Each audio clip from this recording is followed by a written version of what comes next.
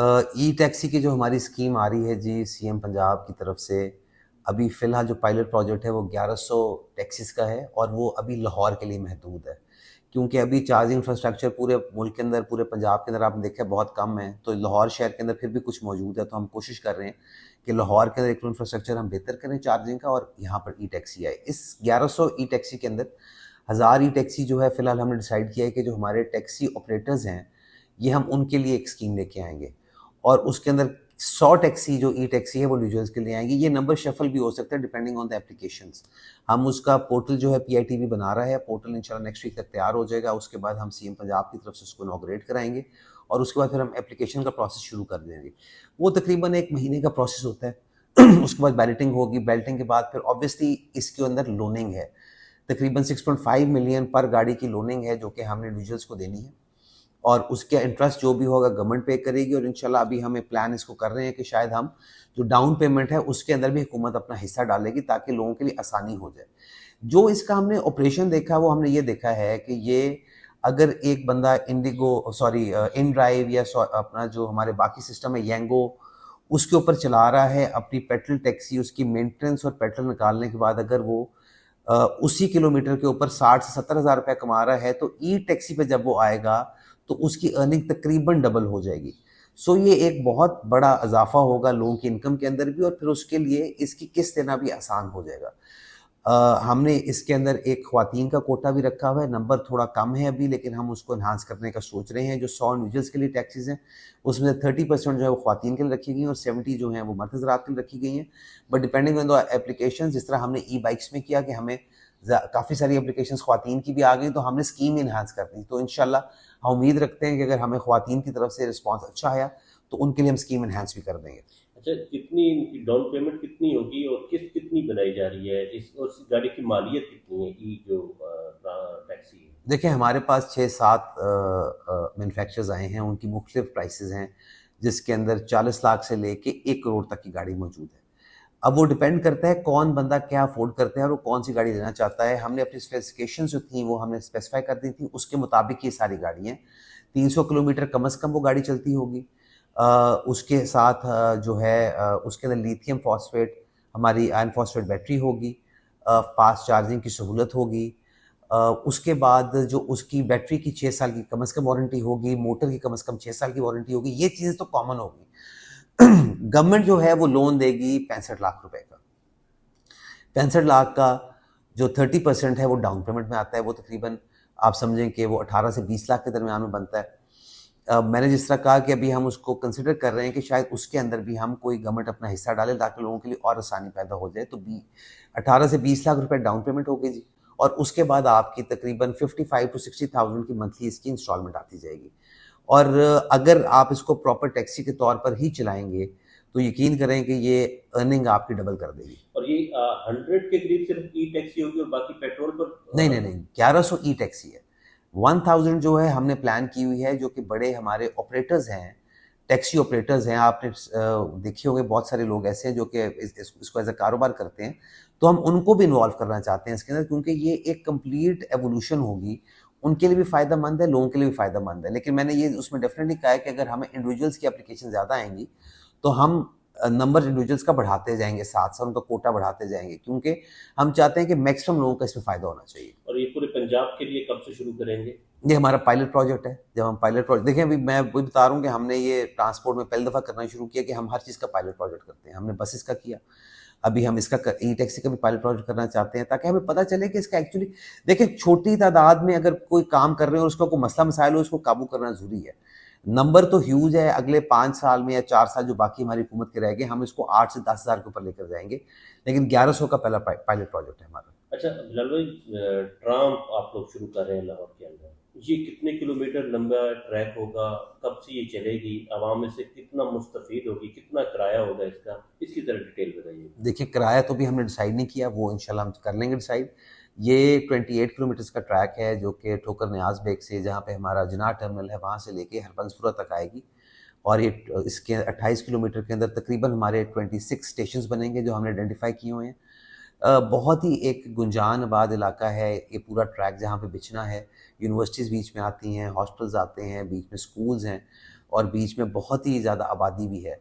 तो हमारी जो ट्रांसपोर्ट स्टडी है वो तो ये कहती है कि 160,000 लोगों को डेली इससे फ़ायदा पहुंचेगा, और इंशाल्लाह किराया भी जिस तरह हमारा बाकी मेट्रोज़ के ऊपर कम है, किराया इसका कम ही होगा। लेकिन ये state of the art technology है। ये इसको हम एआरटी कहते हैं, ऑटोनमस रेल ट्रांजिट। एक पहले हम लाइट रेल लाए थे ऑरेंज लाइन की शक्ल में, नॉर्मल ट्रेन आपने देखी हुई है, ये एक नई टेक्नोलॉजी है। ये चाइना में 2-3 शहरों में चल रही है, ये अबू धाबी में चल रही है, ये अब यूरोप में भी चलने जा रही है।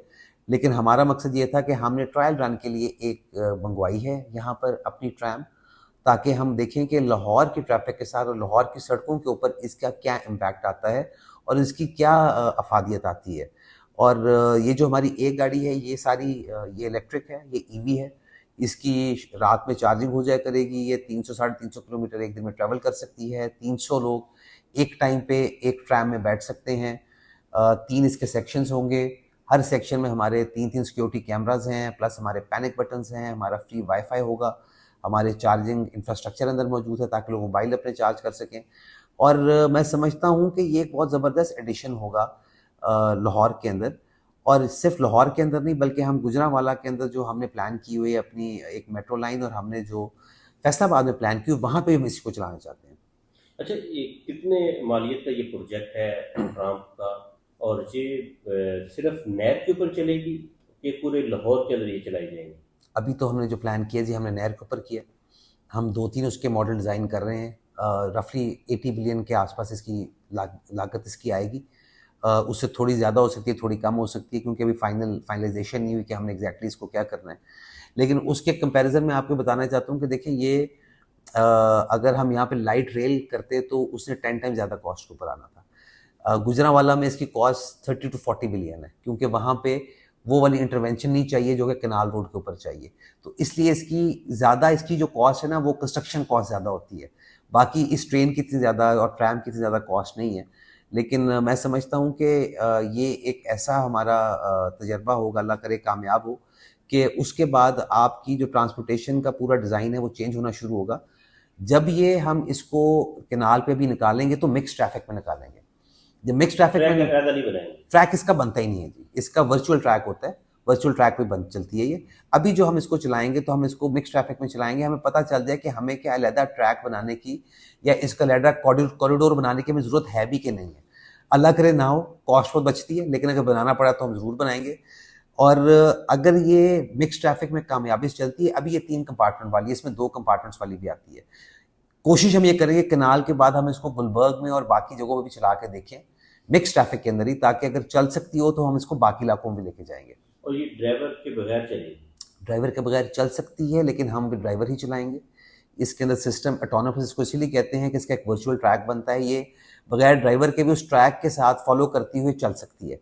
लेकिन हम डेफिनेटली, क्योंकि हमारी ट्रैफिक का थोड़ा सा निज़ाम ऐसा है कि अचानक कुछ सामने आ जाते हैं, कोई और मामले हो जाते हैं, तो हम ड्राइवर बिल्कुल रखेंगे इसके अंदर। और ये कितना टाइम रुकेगी किसी स्टेशन के ऊपर, और ऑटो पे चली जाएगी, किस तरह ये इसका देखिए इसकी हमने मैनेजमेंट शेड्यूलिंग रहेगा? तो इस तरह की है कि हर 5 मिनट के बाद हर स्टेशन पे दूसरी ट्रैम आती जाएगी। तो 5 मिनट ही रुकेगी एक की जगह पे, और उसके बाद आगे चली जाएगी, और फिर अगली ट्रैम वहाँ पे आके खड़ी हो जाएगी। कितनी टाइम है ये 18 प्रोजेक्ट? सेट्स हमारे आ रहे हैं। 18 सेट्स आएंगे और इंशाल्लाह 5 से 7 मिनट की गैप पे चलते रहेंगे। और ये कब से शुरू हो जाएगा? देखिए इसका कंस्ट्रक्शन टाइम तो तकरीबन 1 साल है। 1 साल का टाइम लगेगा कम से कम इसके अंदर, क्योंकि अगर हमने वहाँ पे एक अलहदा कॉरिडोर देना है तो फिर तो 1 साल कम से कम हमें चाहिए। क्योंकि हम जल्दी भी कर सकते हैं, लेकिन उसके लिए हमें पूरी नहर बंद करनी पड़ेगी। मेन आपकी आर्टरी है शहर की, अगर बंद करेंगे तो बाकी शहर 1 साल के लिए 6 महीनों के लिए बंद हो जाएगा। तो हम ट्रैफिक बंद नहीं करना चाहते। 1 साल लग जाएगा, लेकिन इंशाल्लाह हम उससे कोशिश करेंगे जल्दी बना दें। अच्छा, एक और अंडरग्राउंड आप ट्रेन शुरू करना चाह रहे थे, उसका देखिए फिजिबिलिटी उसकी उसकी फिजिबिलिटी बन रही है, वो बहुत बड़ा प्रोजेक्ट है, बिलियंस ऑफ डॉलर्स का प्रोजेक्ट है। लाहौर का फ्यूचर वही है। हम कितने ऊपर ब्रिज बनाएंगे, कितने हम ऊपर सुपर इम्पोजिंग स्ट्रक्चर्स बनाएंगे, कितनी हम बसें ऊपर चलाएंगे, कितनी ट्रामें ऊपर चलाएंगे, ये बेसिकली तो इवेंचुअली आपको अंडरग्राउंड पे जाना पड़ना है। हम उसकी कंप्लीट फिजिबिलिटी बना रहे हैं ताकि हमें पता चल सके कि अगर हम पहली अंडरग्राउंड बनाते हैं तो उसके हमने कनेक्शंस आगे कहाँ कहाँ निकालने हैं। एक कंप्लीट कॉम्प्रिहेंसिव सिस्टम हो, ताकि अगर हम एक अभी बना लें और बाकी हमने 6-8 जो उसकी कनेक्शन से बाद में बनाने हो, उस सब की तैयारी आज ही हो जाए। तो उसकी फिजिबिलिटी तैयार हो रही है। मेरा ख्याल है वो बाय दिसंबर फिजिबिलिटी उसकी भी खत्म हो जाएगी। दिसंबर में वो भी अंडरग्राउंड ट्रेन का काम शुरू हो नहीं, जाएगा? अभी हम उसका काम शुरू करने नहीं जा रहे, अभी उसका डिसीजन नहीं हुआ। अभी तो 3 मेट्रोस का डिसीजन हुआ है, लाहौर का, गुजरांवाला का और फैसलाबाद का।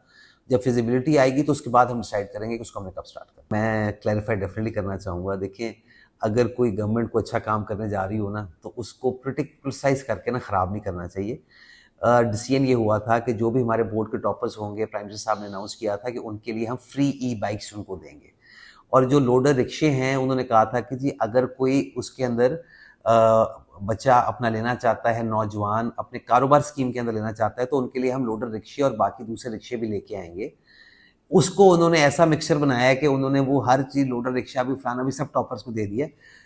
टॉपर्स को प्राइम मिनिस्टर साहब इससे पहले लैपटॉप्स देते रहे हैं, अब उनको ई बाइक्स देंगे। कोई उनको लोडर रिक्शा नहीं मिलेगा। लोडर रिक्शा उन लोगों के लिए है जो कि अपने समझते हैं कि इससे उनको कोई रोजगार मिल सकता है।